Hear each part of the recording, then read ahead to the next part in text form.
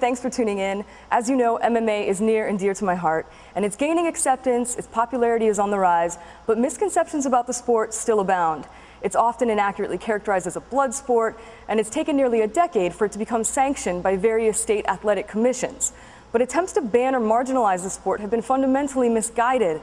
The sport doesn't celebrate violence, it celebrates personal growth, holistic growth, with physical, psychological, social, spiritual, and educational dimensions. Today we're here at Vanguard Gym in Manassas to demonstrate that the study of mixed martial arts and the codes of honor on which they're built promote mental and emotional balance, as well as respect for others. So we're going to learn some moves, and more importantly, we're going to break down some of the myths that are plaguing the sport. Doug, one of the most common misconceptions and most damaging is that there are more injuries in MMA than in other sports. Well, it is a contact sport, so you're going to have your bumps and bruises, twists, turns, all that kind of stuff.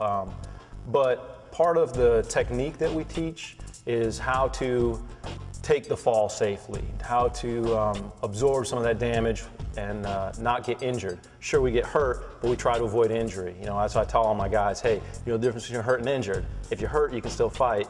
If you're injured, I got to take you off the roster. You know, so that's the old thing.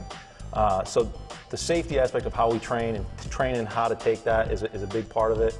And then also with the fights and the tournaments and all the, you know, whether it's the grappling or anything like that, there's so many safeties put in place for the guys. Yeah, they get a black eye, they get a bruise, sometimes they get a little cut, stuff like that, but they're able to tap. They don't have to be knocked out. They can submit verbally, they can, you know, submit by tapping their hand in the middle of the fight, whether it's to strikes, to arm bars, leg locks, any of that kind of thing. The safety equipment is set up so that you don't take the repeated injuries. If you get hit a few times, you're going to feel it, and you're either, that's it. So there's not the repetitive hundreds of hits to the head in a fight like some of the other contact sports like boxing and things like that. Right, and there's never been a serious injury in MMA so far, right? No, define serious. Well, like debilitating. Yeah, there's never been any death. There's never been any deaths in the UFC or anything like that. And people don't realize how technique-based MMA is. Most definitely. Every aspect, you know, there's three tenets that I build my training on. The first one is the technical aspects, you know, knowing your techniques, being able to put your techniques together, knowing your defenses, knowing your counters. I don't let anybody fight until they show a good mastery of those things, whether they can defend stuff, they can counter it, they can do that kind of thing. After that is your physical capabilities, your conditioning, all that kind of stuff, and being able to deal with things that you didn't expect, because there's always going to be things you don't expect in a fight, but we try to prepare them technically and with as much experience before we put them in. Yeah. Okay, well, I'm ready to learn some techniques. You ready to show super, me? Yeah. All right, Doug, I'm ready to learn some fundamental moves. Okay. First, what we'll do is we'll focus on kind of more of a self-defense, or some of the things that makes jiu-jitsu, Brazilian jiu-jitsu and jiu-jitsu different than some of the other art forms. Like we were talking about earlier, it's set up so that the smaller person can use leverage and things like that against the larger opponent, use their own energy against them. So, it will be a perfect example. Yeah, so you could fight against somebody from an inferior position. Now, I'm not going to lie, it's tough. You're fighting an uphill battle against somebody that's bigger. I'm not selling a false bill of sale where, hey, in 2 weeks you're going to be able to, you know, be throwing guys around. But within a given time, you'll find that the technique will help overcome people's, you know, just trying to muscle over stuff. So let's start off from the guard, which being on the bottom is probably the worst place to be. But if you have to be on the bottom, if you're in the guard, it's a real good place, okay?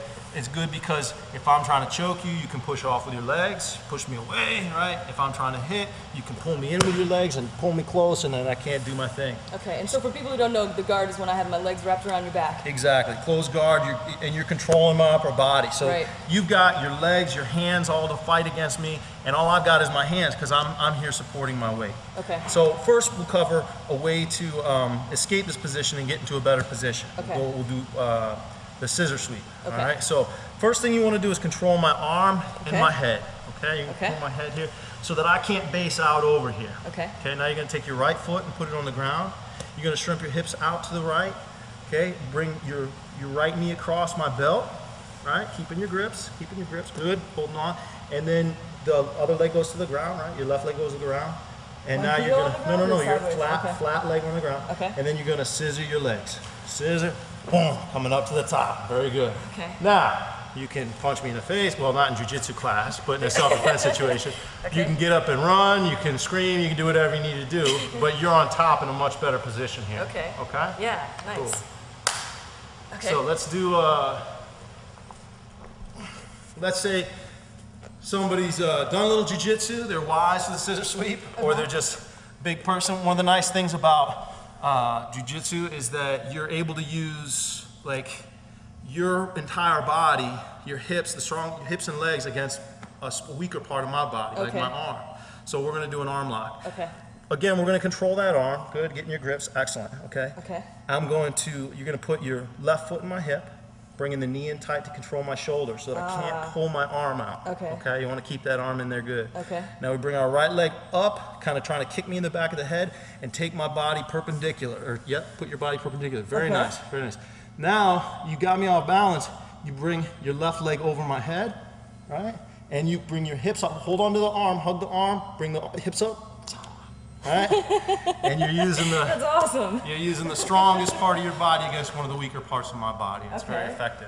And if I don't tap, pop, pop, pop. Yeah. And so it's very safe in sport because you get a chance to tap. People don't get injured unless they're knuckleheads, and you got to put your ego aside. We talked about the personal development stuff. You really learn to.